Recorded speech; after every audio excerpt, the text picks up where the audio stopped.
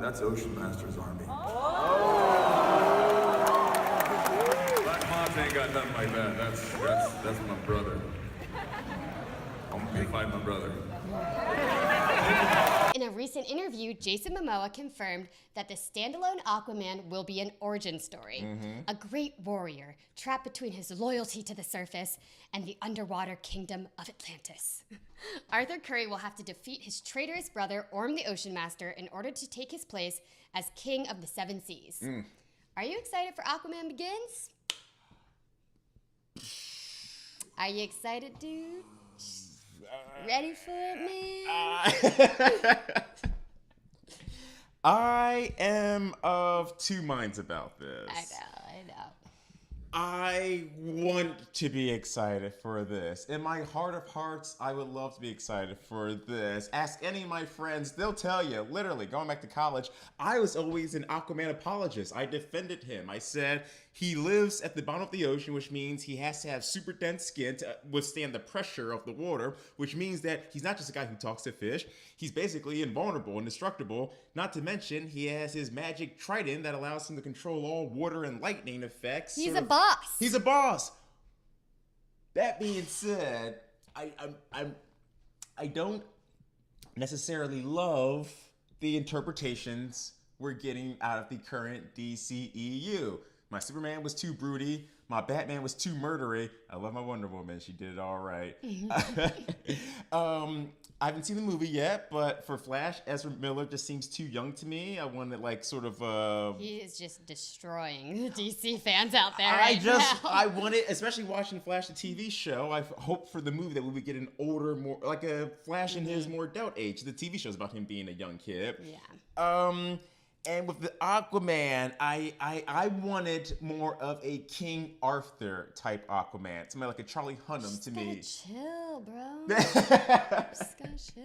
But like a Charlie Hunnam from Sons of Anarchy, in my mind, he was like he should have been a great Aquaman. Okay. That's what he looks like in the comics. He has like short blonde hair, but he also has sort of like a gruff look to him at the same time. I could take him as Aquaman. You could take Charlie Hunnam? I could be about that. She's not complaining about Charlie Hunnam's Aquaman. But we got Jason Momoa, and they're clearly doing the Khal Drogo, like Hawaii surfer bro take. Like he's like riding the Batmobile. Yeah.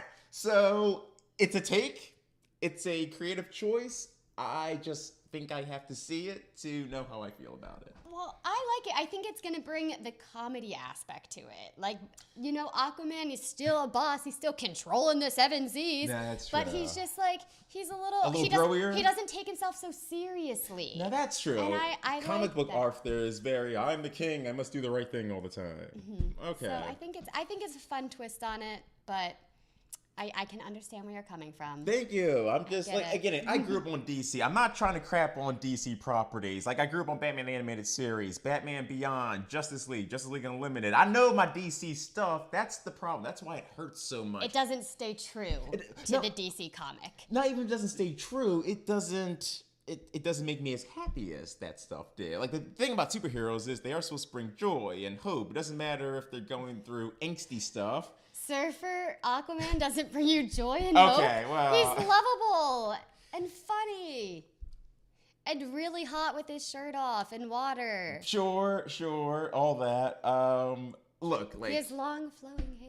I mean, he does. The thing is, he looks like 90s Aquaman to me. And if you're a comic book fan, you didn't love 90s Aquaman. But again, that being said, we're going to see Justice League. We will be reviewing it. We're reviewing it, and you're going to get our honest opinion. Tell you that right now. I'm prepared. I'm prepared for all those DC fans to come at us. Woo, you DC fanboys and fangirls can be rough. But we're bringing it to you. One thing I will say I'm excited to see is how they're going to do the Underwater King of Atlantis, because they've been talking for years about doing a live action Little Mermaid, but they're saying the thing they're having trouble with is the underwater technology. If Aquaman kills it and it looks good, this could shoot movies like that ahead by leap years. Things like A Thousand Leagues Under the Sea, maybe a Moby Dick remake. You could do a lot of fun stuff if you can perfect this underwater technology. Yeah, I mean, this could be a big one for DC if they do it right. They could be the leaders of the pack for the first time. You're right. They could be the leader of underwater technology, much in the same way Planet of the Apes is like the leader in monkey technology. Yeah.